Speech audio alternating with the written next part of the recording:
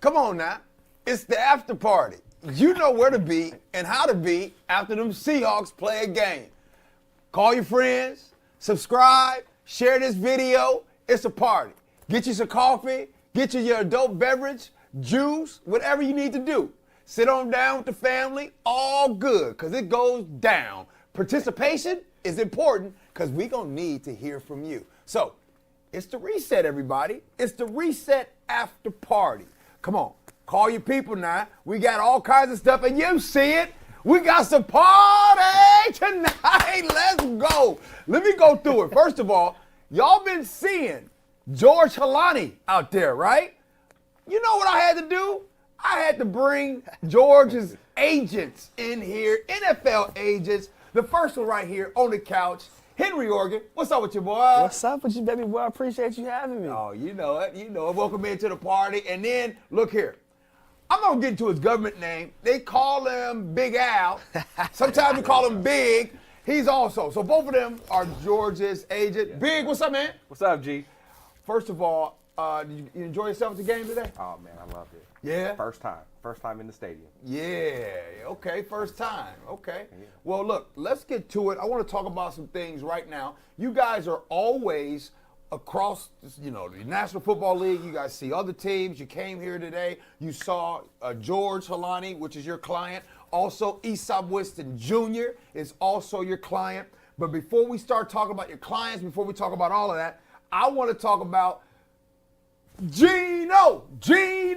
Oh my goodness. I don't know if Geno mad. I don't know if Geno didn't hurt the people, but my man was 5 for 6, and that dude threw a smooth pass to JSN, and then after that pass right there, boy, he settled in and got in the red zone, and then he hit DK Metcalf, strike, end zone. Man, put it in the comments right now. Is Geno Smith? Is he on that type of season right now? Is he on that like where he heard a couple comments out of me? Is he on that where he heard people like me say that Sam Howell might be doing a little something? Now, let me say this. I stand on Sam Howell being better. However, Geno came in right there and he said, oh, you want to play some game? That boy dropped dimes. He looked good. What y'all see out of Geno Smith tonight? Man, Geno Smith looked fire. Talk up a little bit. I know you cool. Man, Geno looks fire today. He looked good. Yeah. And the reps that he had, he was short, he was accurate, he was precise. Yes, sir. Man, Geno came out under control, ready to go, and just got to his game real quick. Deep ball, accurate deep ball. You can't ask for much more. Yeah, I know it's the ones out there that kind of stayed out there for a little bit, but it definitely looked good. That pass right there, they're going to be talking about. You guys got to break down that pass that he threw to JSN, that beautiful strike. And one of the things that I like about that drive, he only threw, 6-7 times. But, man, 2 of those, like my man Frank the Tank said, man, by the way, that might stick. Like my man Frank said earlier, the fact that he threw 2 over 20 yards was pretty impressive. Love to see that. Here's another thing that stands out to me about this offense right now. This ain't Shane Waldron's offense. Shane Waldron went to the Bears, and you can show tell it. No disrespect. I like Shane Waldron. Nice guy, good guy. But when it comes to this offense right here, you already know Ryan Grubb is that dude out of the University of Washington right here as a Seahawks. That offense looked good. He got put it in stat. Bam!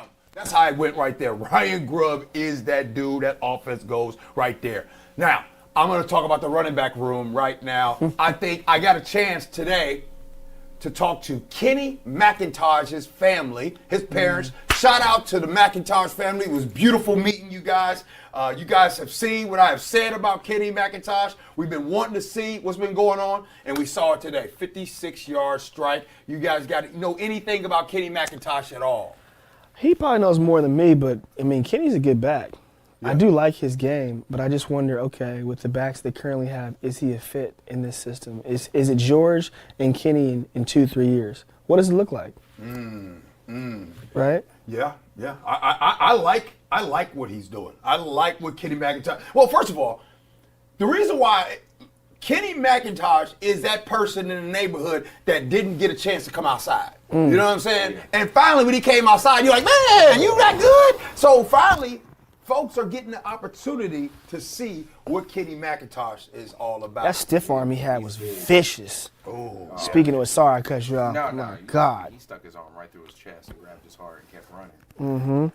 right. All right, so what they saying, anything in the comments, Frank, before we get started? Because I'm going to get to something else here in a second. Well, a big thing is Shane Waldron's getting killed online. Shane Waldron's getting killed on Twitter. Everyone's really, really excited about Coach or Offensive Coordinator Grubb joining the team a lot. And talk about the running back room. People really want to talk about Holani and they want to talk about McIntosh. Okay, but right now they're saying they can't hear. Yeah, we're working on that. It should be fine coming up. Okay, cool. All right, we're getting on that. George Holani out of Boise State.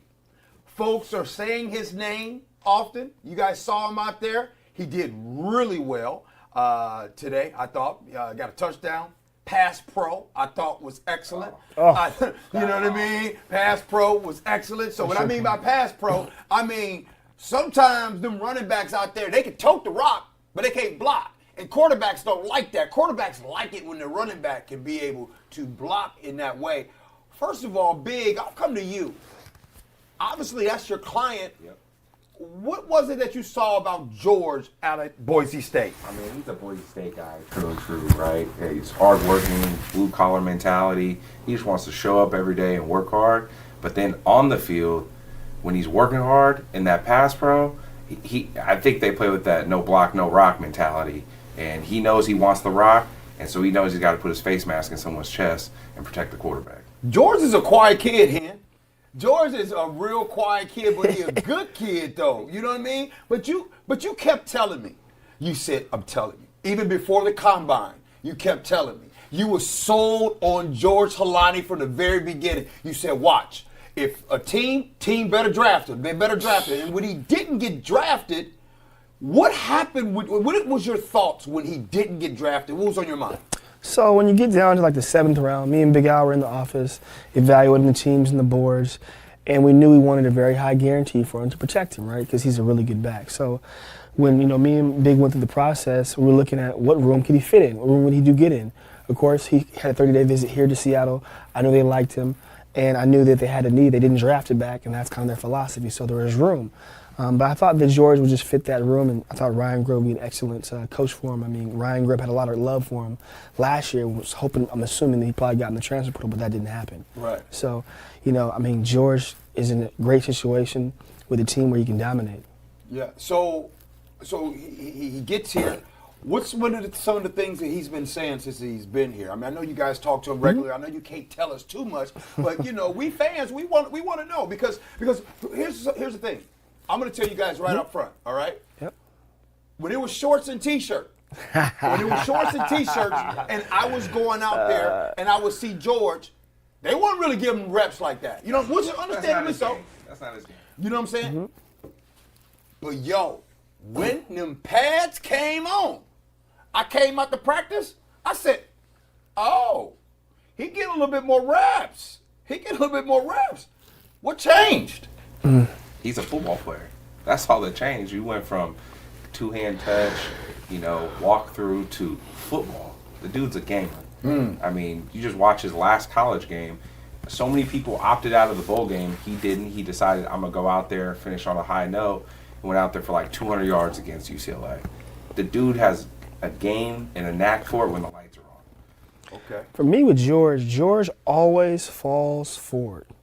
And the running backs that I always recruit and the running backs that I like the ones that fall forward, right? The ones that kind of can get stuffed at the front line and fall backwards, I'm not really a fan of. But George always falls forward. Even today's game, there was a couple arm tackles, a couple good tackles, but he still fell forward.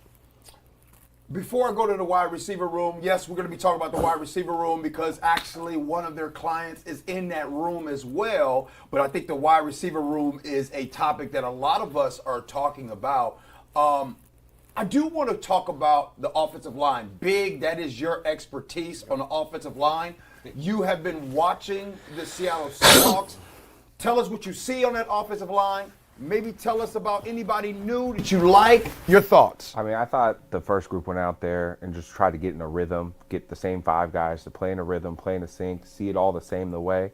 But when they added Christian Haynes, that was one of my favorite draft picks of the whole draft. Christian Haynes out of UConn? Oh, man. I think everybody fell in love with him at the Senior Bowl. But those that watch college football seen him last year. Jim Moore came into UConn last year. They didn't win a bunch of games, but he was dogging people. And he went out to the Senior Bowl, did the same thing, and look where he is. He's in a place that wants to run the ball.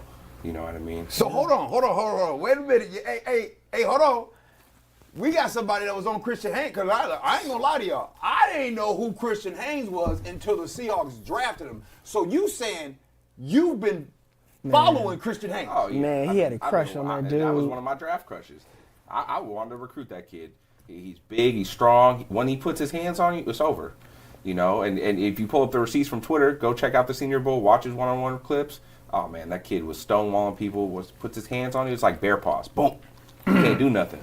Seahawks got a good one? Oh, they got a great one. So did you try to recruit him? I tried. What happened? Swing and miss.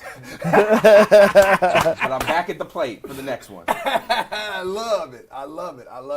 All right, hey, as you guys know, let's talk about some other things right now. Let's see. So here's some things that I thought about as this is going.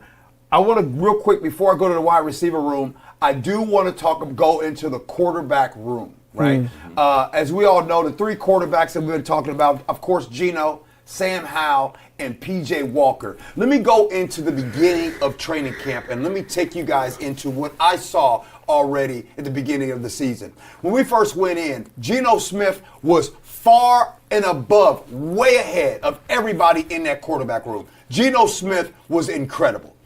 But then, if you guys remember, Geno Smith kind of sat out a little bit. There was something going on, some imaging on his hip and knee and all that stuff. And so what happened is Sam Howell had an opportunity to take those reps in practice. Now, let me tell you guys something, a little bit of the psyche that happens in whether it's college football, pro football, or just football in general. Once you give an opportunity for someone to get those reps, Sam Howell got those reps, and he also got that confidence. Some of you guys saw me on Twitter talking about that. When I said that Sam Howell and the gap between Sam Howell and Geno went from this to this, I'm not saying that Sam Howell is better than Geno. What I am saying is Sam Howell has improved significantly in this game. So much so that at the beginning of the season, P.J. Walker looked better than Sam Howell, right? And by the way, this P.J. Walker, if I were to talk to P.J., I would ask him, bro, why you stop using your legs?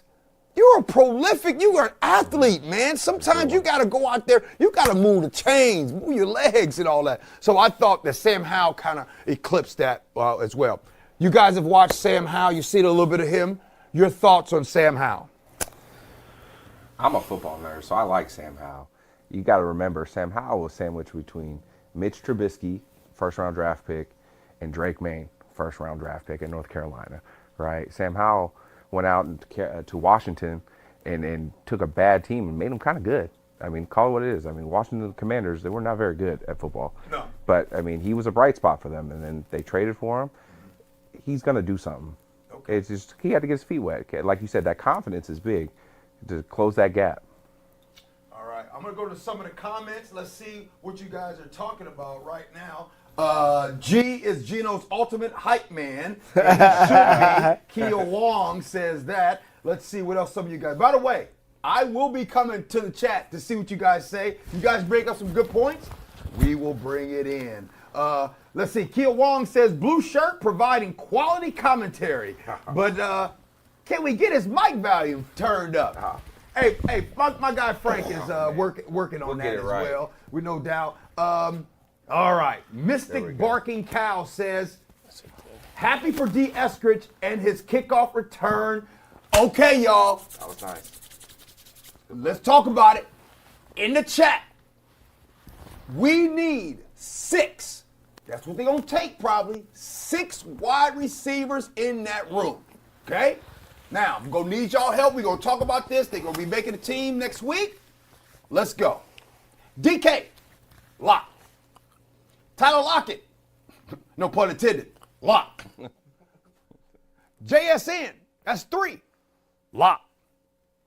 Jake Bobo, Mobobo, lock. That's 4. There's 2 more spots left. Go ahead, get in the chat right now. Get in the chat. Tell me what you think. Who are these locks that you guys think should be there? I want to ask you guys, I don't know if it's fair to ask you guys because full transparency, Aesop Winston Jr. happens to be one of your clients. Mm-hmm. Your thoughts?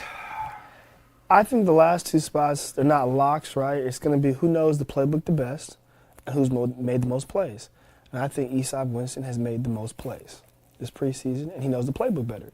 And it's apparent without talking to anybody, just watching the game today, when you see MEs by other players. He knows the playbook the best out of the last 2 receivers that should make the roster. Those are my thoughts. Big. I'm always circle back and be a football guy. That's what I hang my hat on, is being a football guy. So I think knowing the plays, yes. Having confidence, knowing the plays, sure. But I think who's going to make the plays when the football is happening? And it doesn't have to just be special teams. It could just be the blocking. It could be the motions. Do you move with urgency, right? Aesop has done great all year, all preseason, making football plays in my mind. All right, let me go to the chat real quick before I weigh in on this. Okay, Brendan Myers says Chenault and Derek / Aesop. See Brendan Myers? See Brendan Myers? You can't even make the pick. That's lazy. That's lazy. That's cheating, Brendan. Come on now. Let's see who we got. The Beast. He comes in, he says Chenault and Aesop. Now, we got the 4 out of the way. We need 5 and 6. Now, on this show, y'all know the thing is, there's going to be times I'm going to say things that y'all don't like. Like, I know some of y'all in Seahawks Twitter world, y'all didn't like my comments about Sam Howell. That's fine. I don't say things to make you feel better. I'm going to keep it all way a stack and a buck. Now, that 5 and 6 spot, let me first tell y'all something. Even though that Aesop Winston Jr.'s agents are sitting here, I love Aesop. I think Aesop has been balling during this preseason. I think Aesop's been doing everything. But before I get to Aesop, the 5th spot, who I just know in my heart they're going to get that spot too, Laviska Shenault. And the number one reason I think they're going to give it to Laviska, return team, kickoff return. There's something about Laviska. I think they want that guy in that spot. Kickoff return. I can see him with that. And, hey, right now he's been staying healthy. He was a dog at Colorado.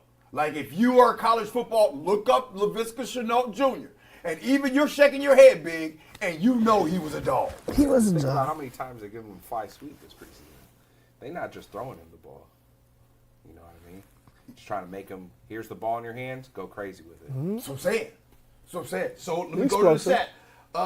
Jerome Patterson says Shenault and Winston. Now let me ask the chat. Let me ask y'all something. What happened to Derek Young? Y'all quiet on Derek? Special teams guy. Great dude. This is going to be year 3 for him. What y'all think about Derek? Also in the chat, D. Eskridge showed up today. What y'all think about D. Eskridge? Now, it feels like so far in the chat, y'all are with, we collectively together on that 5, right? We got the DK 1, we got Tyler 2, we got JSN 3, we got Bobo 4, and it seems like y'all with me on Laviska Shenault Jr. being 5. Who is that number 6? Let's see, let's go to it. Brendan Myers said, I can't lose if I don't play. That's funny, bro. That's funny. that is funny. So, look, it's none of you guys have put Derek Young for that final 6 spot. Why? What's going on? Frank, can you help us? What's going on? It almost goes to that out of sight, out of mind. And I think that's what's happening. No, Derek Young's getting some love on the chat. He's definitely getting some love. I think there's so much attention to some of the other receivers as of late. Derek Young was more of a preseason 1 guy and more of a training camp practice guy than what we've seen in weeks 2 and 3. But there's definitely some love with him, with our audience and Seahawks Twitter at large. Frank, who you got for 6? Who you got for 6, Frank? For me, Yeah, come on, Frank. Bring it home, Frank. It's a little biased. I like Derek Young a lot. I like Derek Oh! You went Derek Young? Yeah. Now have we had the pleasure so I didn't say I'd take him over Aesop. I love Aesop the I most. said who you got for 6. That's all I Oh, so have. I mean, if we're locking, the thing is, I'd have LaVisca out, but there's just no way they're gonna do that as a first time free agent for this new team. So I would have him out, but I would take Aesop, and then Derek Young would be my out if I have to have LaVisca. Real quick, Kobe White. Kobe White had that touchdown called back, which was an unnecessary hold by your guy, Mr. Hank. You know what I'm saying? That happened. But real quick, I want to say something about Kobe White. Kobe White is a really good athlete. As a matter of fact, Kobe White in practice, in training camp, I'm going to tell y'all the truth, y'all. That dude just kept making plays, y'all. For real. I mean, making plays. Do I think he makes the 53? No. Is he a gamer and one that they might put on that practice squad? Yes. I'm telling y'all, for real. This Kobe White is a for real deal athlete. No question about it. A lot of you guys on ESOP, it's going to be interesting. It's going to be tough. I don't think the Seahawks can lose either way. I just want to say real quick, this offense is something. I want to go on the defensive side of things. Is there anything that you guys see on defense besides, first of all, I'm hyped about this damn defense. This defense ain't the same defense either right there. Them dudes fly around. Big, you see anything on the defense you want to talk about? Oh, man, all them dudes fly around. They were under control. It was controlled chaos in my mind. You see them dropping to spots, getting there, rerouting guys. On the defense side of the ball, one young guy, C.J. Johnson from Fresno State, he was running and knocking balls down. He gave up a big catch in the middle of the third, but, I mean, all those guys can play. They're flying around with speed and intensity. Well, let's talk about the NFC West division. So you guys have an opportunity. You guys are on the West Coast. You guys go down often. There's the Arizona Cardinals. There's the San Francisco 49ers, right? There's the LA Rams. And, of course, it's us, the Seattle Seahawks. If I were to ask you right now, who do you foresee winning the division? Don't just tell us what we want to hear. Who you got? Is that really a question? Oh, yeah, that's a question. Who do you see winning the NFC West division? 4-9 all day, 4-9 all day. 49ers, you got. Come on, man. I mean, look, I know it's a lot of Seahawks fans watching, but come on now, you're going to tell the truth. Whatever. 4-9 all day, 4-9 all day. I said it. Nothing else to say. Not even a question. Can I just, look, I'm going to say this. And for all of you 49er fans out there, I do know we got a couple 49er fans that have joined us right now. I'm going to tell y'all the truth now. And Jason, Captain Niner Massey, I know you in here. And I know Jason, Captain 49er Massey, you're going to agree with something I'm going to say. This preseason is not a good vibe for the Niners. True. No. I mean, for a team that was just in the Super Bowl, for a team that has a lot of talent, the preseason that you guys are having is just not good. I can go all the way across the board. Trent Williams, you know him very well. He wants an extension. He ain't been practicing. Christian McCaffrey, a little dinged up. He really ain't been practicing. This whole Brandon Ayuk situation, that's weird. Something about the Niners this season. Do I think they got the talent? Sure, no question. Do I think on paper they are favored to win the division? Yes. But I told y'all on this podcast, I'm going to keep it funky. George, I don't like the preseason that the Niners are having. No. We're talking about preseason. I mean, does anybody remember a bigger Super Bowl hangover in recent history? Okay. I mean, call it what it is. This is Super Bowl hangover. The weird stuff's happening. Injuries are happening. I mean, it's not looking good. But the question was, Who wins the division, correct? Who wins the division? Yes. Okay. So, I mean, they got the Seahawks lunch money. So, that's just period. I mean, that's it. Will they make it back there? Will they do the whole dance again? Hey, I don't know. Vic just texted in and said, "Can we cut his mic?" I don't want to cut your damn mic. You know what I'm saying? I mean, listen, I remember a time ago when I was at Portland State, and my friend Juice Moore, he was a big Seahawks fan. Oh man, and y'all would own the Niners, and it's just not y'all time right now. It's just not y'all time. All right, so I'm going to push back on that. So you're saying Go ahead, Frank, the take. So you're saying the Niners have the Seahawks number. That doesn't mean they have Mike Macdonald's number. Oh, Well, that's what I was Do you remember Let's San go, Francisco and Frank. Baltimore? This is a different Seahawks. Yeah. I mean, just from what I saw tonight, the offense, I mean, it looks completely different. It's got a little bit more pep to its step. What is the Niners got? We know what they got. It's already on the table. All their cards are showing. Okay. I think the Seahawks got something up their sleeve. I'm gonna tell you right. I agree with that, Big. Shane Waldron gone from this offense is like sometimes when you're in that relationship and you break up and life gets better. Sometimes you didn't realize how much life could be better when she or he gets up out your life. I'm not saying that I don't like Shane Waldron. All I'm saying is offensively, Ryan Grubb is the reason for the season. And I just don't think that the Niners necessarily, like Frank said, has their number. And we ain't gonna even talk about defensively. Defensively, where the Seahawks the last two seasons ranked 30th and 31st in the league against the run, that's just not gonna happen this season. You know, it sounds good. I really, really do like Ryan Grubb. I have nothing bad to say about the new coaching staff at all, whatsoever, at all. But what I can say is that the Niners' defense is good, man. On paper, that defense is good. On paper. And in real life. And that's what, but that's what I And love. I challenge you to let Nick Bosa not have 2 sacks in both games. What you got, Big? I think Ryan Grubb is going to scheme it up so he doesn't have 2 sacks. I think Ryan Grubb is going to come out here and slice him and dice him like he is Kyle Shanahan. Yeah. You know what I mean? I think that's just who he is. I've seen him prepare. I know people that have worked with him. I mean, the dude can coach it up and scheme it up. Now, that's what you got to do in this league. You got to be able to put your playmakers in position to go make plays. And that's what he does. You know who's quiet this preseason?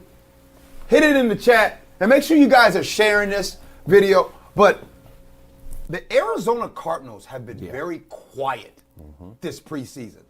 So much so that I think that a lot of football fans in the NFC West, outside of, by the way, I don't even know if Cardinal fans exist. Have you ever been to Scottsdale or Phoenix area? Like, the only thing that's good is actually, it's such an overrated place to be. All y'all got is a whole bunch of Applebee's and Chili's. I mean, the only time it's good is that little bitty strip on Scottsdale. It's such a that place has no personality. Like, I ain't never met nobody like, yo, I'm an Arizona Cardinal fan. Do you even exist? But anyways. I do know one Arizona Cardinal fan. Do you? One. Aaron Fernandez, he's defensive line coach at University of Northern Colorado. The biggest Arizona Cardinal fan I ever met. It's the only one, though. But the Arizona Cardinals seem like they cooking something, though. I agree with you, and I'll give you some insight.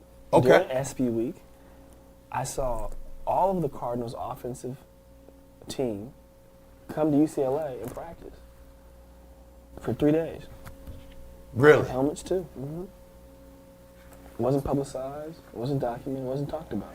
Yeah, some of Everybody, the 1s, the 2s, and the 3s. And you know who else been quiet? The Rams. Let me ask this about the Rams. With Puka Nacua, your thoughts on, like, is he going to duplicate that again this year? Is that Rams? Because I didn't even think the Rams were supposed to make the playoffs last season. The fact that they did make the playoffs makes me think, man, are they going to do it again? Is Sean McVay, is that real? I like Puka, but it's not is Puka going to have that season? Is Matthew Stafford going to have that season? Because Matthew Stafford is that guy. He's the engine that makes that car go. He's that guy, okay? Yeah. Yes, I agree with that. Here's some. Let's really get this chat going. Here's a conversation that Frank had me ask. Today we're doing live on the streets. We're asking Seahawk fans a question. We actually went up to someone in a Russell Wilson jersey and asked this question. Put this in the chat. This is a conversation that is real. Here's a question. Oh, he's gonna go raw here. Is Russell Wilson a Hall of Famer? Let's go. Big Henry. Is Russell Wilson a Hall of Famer? My immediate answer is no. However, I think if you look at the paper and you look at the football, it matches some comparable guys that are in the Hall of Fame. But like my gut tells me, no, not right away. And I'm going to believe your gut. No, and no comment else. Nothing else to say. Well, you say no? No. I know the chat's going to love it. I just can't even know how. Brendan, If he doesn't come back and do something that's respectable this season, then we're not going to hear about him again. Comments coming in right now. Brendan Meyer says, not yet, no. Vic says, no. I don't think he is a Hall of Famer either. At least not yet. I think that Russell Wilson needs to do at least one more thing. Yes. Right? You know what it feels like to me? Russell Wilson's track to the Hall of Fame will kind of be similar to Kurt Warner's. When Kurt Warner left the Rams, right, he did one more thing. Yep. You know what I mean? And that one more thing was getting the Arizona Cardinals to the Super Bowl. Do I think Russell needs to go to another Super Bowl? I don't think it's that serious, but he for sure needs to go take a team to the playoffs again. Him going to Denver was not good. That didn't go well. Now he's out there in Pittsburgh. And matter of fact, Pittsburgh, as of right now, still has not declared their starting quarterback. Should it be Justin Fields or should it be Russell Wilson? You know what I mean? And by the way, if Justin Fields is that starting quarterback anytime within now in the next 6 weeks, so by week 6 or whatever, and no injury, that hurts the Hall of Fame chances. I think that slams the door on it. It just closes it. Done. Over. Yeah. Let's see. Let's go to the chat here. Russ needs about 2 more playoff wins to get into the Hall of Fame. That's what Sean says. Ben K says, gotta say no. Brendan Meyer says, let's see here.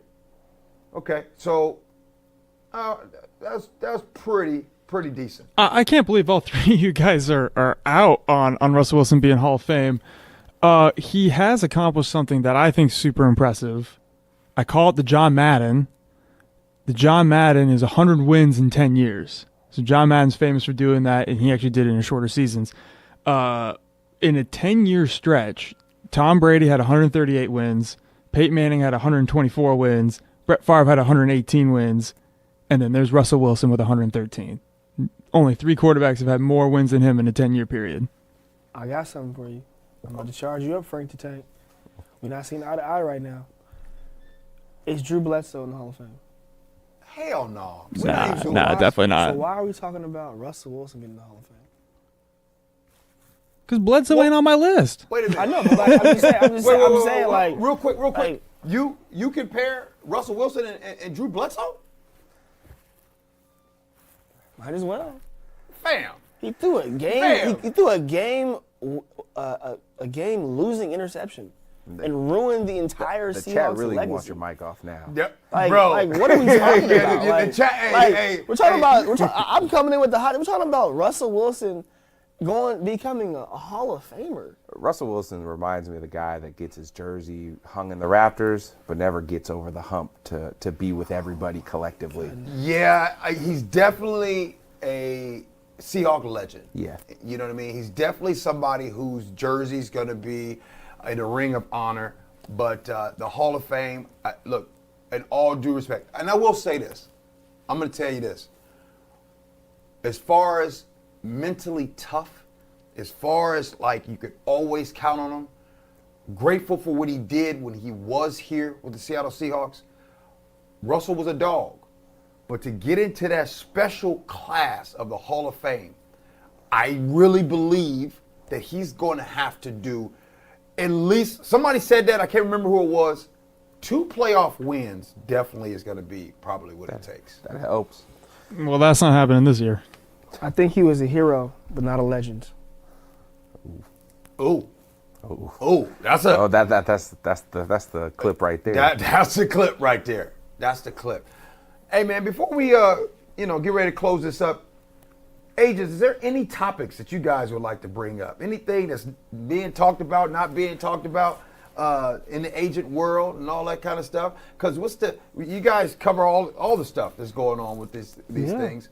Any misconceptions about agents? Anything you want to talk about, Big? What you got?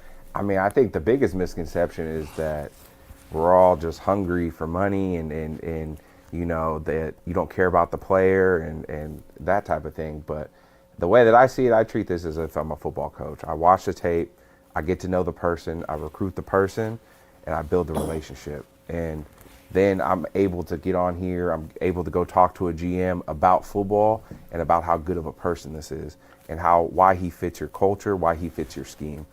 At the end of the day, that's my job. That's all I got to do. I don't think there's anything more to it. There's a lot of people some people are watching, and of course this is going to be recorded and going to be clips and everything like that. Now this message is for the high school kids out there, college kids out there, and even some of you pros. You guys meet and talk with scouts all the time, and you guys yourself, you guys scout football looking for the next talent. Give us some idea. What are they looking for? What are they looking for in different positions? What collectively, let's say it's, I don't want to get specific on positions, but what is that special oomph that the high school kid watching or the college kids watching, what is it that scouts are looking for? You just have to continue to grow where you're planted. Just stay where you are, make the plays, make football the priority in terms of treating your body right and treating the game right, because the game will treat you back right. Mm-hmm. I think that, and I think there's like a balance too. Just I'm gonna go different, just energy-wise, on this. A lot of these new high school kids, like they're so focused on their social media, which is great. That's their brand, right? But like when you're on the field, how do you make people feel? Like, are you entertaining? You know what I mean? Like, wait. Are you entertaining? Whoa. I hope these microphones, they say we good. Okay, wait right there. Mm-hmm. I just asked about what scouts and what do you guys look for. Mm-hmm. You just brought up entertainment? Entertainment is important. Because at the end of the day, too, if you're really a superstar, right, front office signs off on it, but so does ownership. Can you move product? Being a superstar or being an entertainer actually matters? Like, no, you guys are being serious. Like, yeah. Just in the stadium tonight, how many different jerseys do you see? Different players? Is it all one? Is it a couple? You got to be a superstar to sell a jersey, and so you got to be entertaining to be a superstar. Okay. We I think they're onto something. We took it different than what you thought. But yeah. No. I think you're onto something because actually Frank made an observation tonight at the game. Frank and I were at the game, and one of the things he talked about was the crowd reactions to different players. Mm-hmm. And you guys talk about it, and there's one particular player that for some reason, all of you guys love Devin Witherspoon. And it goes to Frank, am I right? Then it goes to that entertainment part. Energy. Yeah, I was trying to track when the crowd freaked out the most because I was in a really energetic part of the stadium. Throwback jerseys was the crowd got really loud about. Yep. Mike Macdonald's introduction, crowd freaked out about that. And then it's Devin Witherspoon, which I was talking to G a little bit earlier. He's got a little bit of this Luka Doncic FU energy to him, where he is in the ref's face all the time. He is in the opponent's face all the time. He is in his teammates' face all the time. He's he's at 110 miles an hour. He's always got a little bit of an edge to him. I think a lot of fans like that, and he's just got that Luka like just incessant ability about him. So, but fellas, okay. So I'm gonna tell you guys why you guys threw me off guard with that, and even Brendan Myers in the chat says I never would have thought about something like that. We fans, right? I expect us to be, oh man, entertainment. I love that dude. Oh, this and that. I expect that from the fans. I just wouldn't expect that from the scouts. It's almost as if you guys are saying that even a lot of these scouts Our fans. are fans. Yeah, absolutely, yeah. They're football junkies, just like the rest of us. They go to the games. They go to the college games. They're standing on the sideline. They're doing exactly what Frank does. Who gets cheered for the loudest? When, a guy like George Holani at Boise State gets a first down, is everybody up out of their seat clapping, or are they just on their phone scrolling Twitter until the next big play? That's what it's about.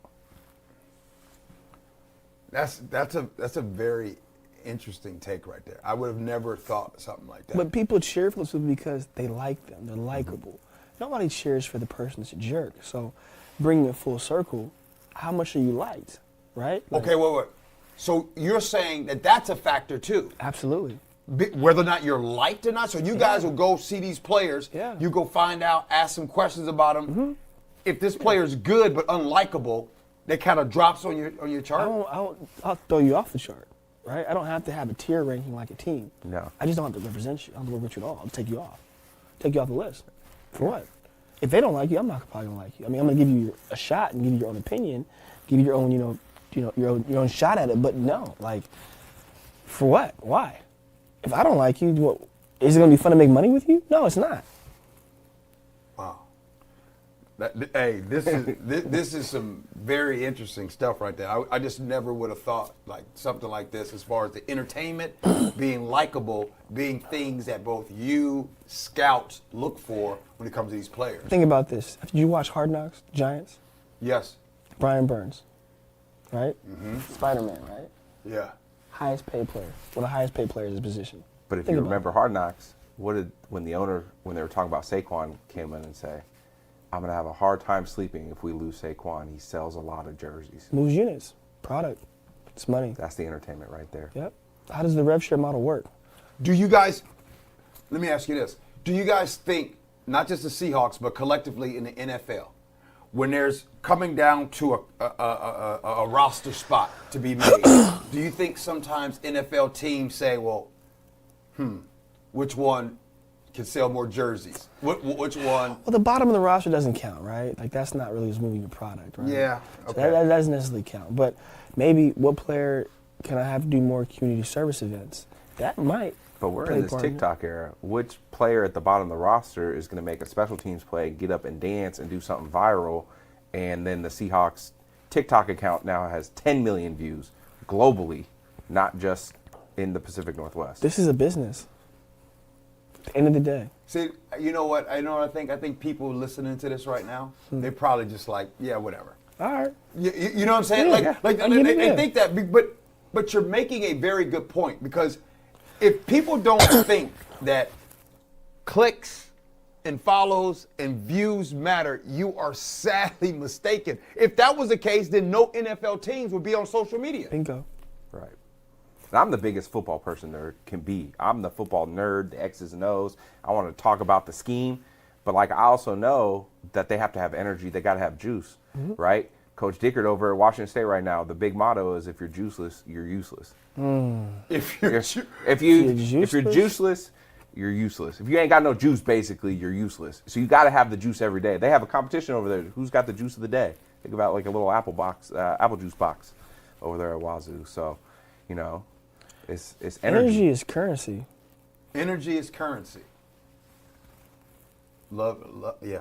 We got one-liners for you today. Yeah, I see the one-liners. I need them shades, too. Where you get them from? Oh, come on, man.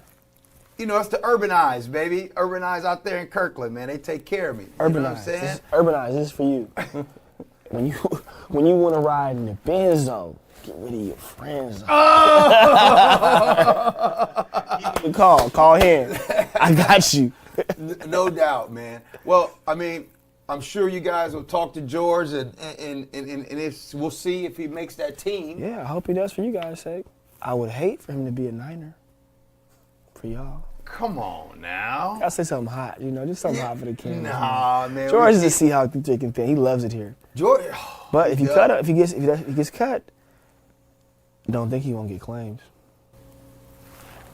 He's a super nice guy too. Super nice guy. You know what? When I talked to George, you know what he said? I love the food here. Hey, he said I love the food. I love the food. All right, we got about less than 5 minutes. Frank, any topic you want to bring up before we go?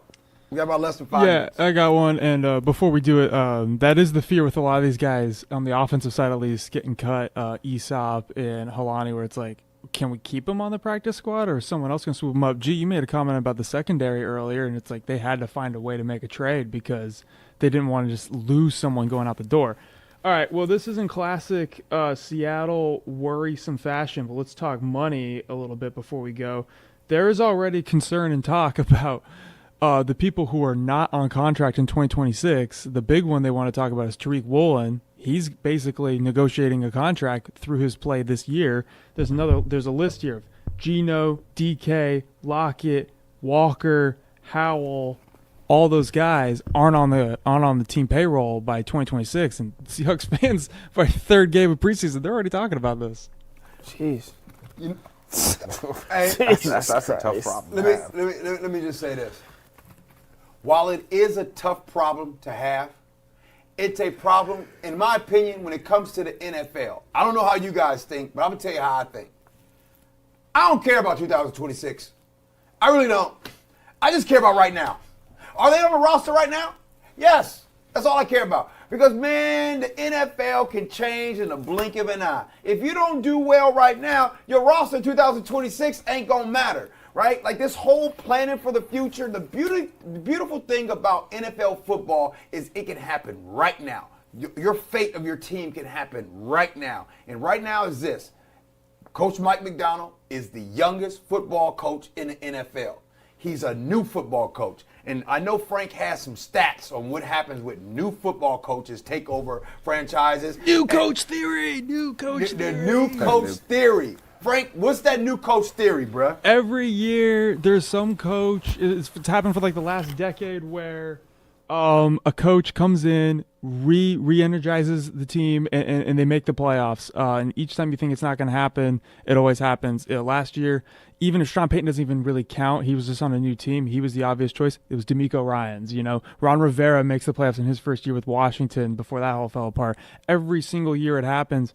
And Mike Macdonald was the guy so many people in Seattle wanted, even though we were one of the last teams to get a coach. I mean, we could talk all day about that defense and the Baltimore defense last year, what he did to Mahomes, what he did against the Niners. The guy's just incredible. Well, hey, man, it's been fun. Hey, the live chat has been hanging out with us all night. Appreciate you guys. What's next for you, the super agents? What y'all got next? Travel. Travel? Where you headed to? Never tell them. Keep them guessing. Oh man, you can't let folks know where you heading to. Never. I stick out like a sore thumb, so people go see me wherever I show up. Mm-hmm. When I travel big, that means I want to be seen. There it is. Hey, that's it for the reset. We got a lot of stuff happening for you this week. We got some great interviews. As a matter of fact, I think Henry's going to come back and hang out with us. We'll be talking to him. We'll be talking about NIL for sure. That's a big deal, especially in college football, and maybe sometimes what it means for high school kids going to college.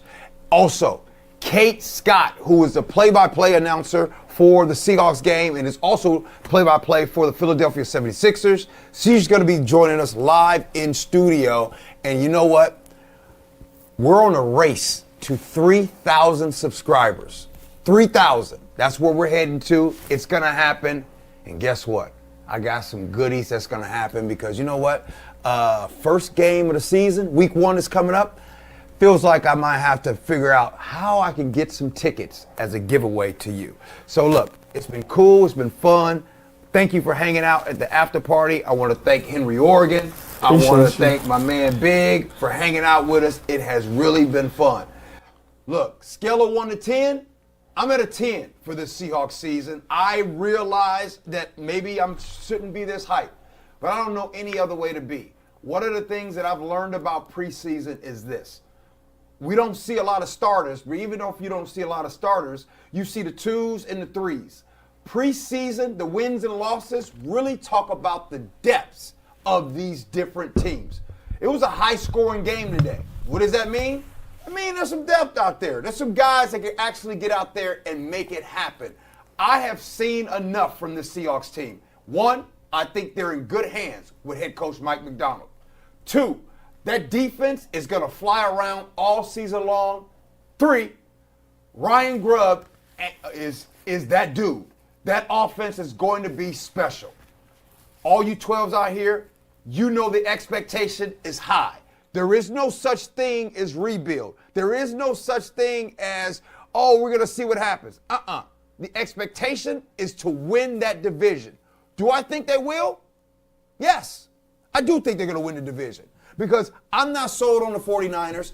I'm not sold on the Cardinals, and I'm not sold on the Rams, and I'm sold on this offensive team and also defensive. I think they got them both. I think they got a run game, and if you got a run game, man, magic can happen. So again, we appreciate y'all hanging out with us. Enjoy the rest of your weekend. Happy next week to you. And man, we'll see you this week. Let's go. Woo.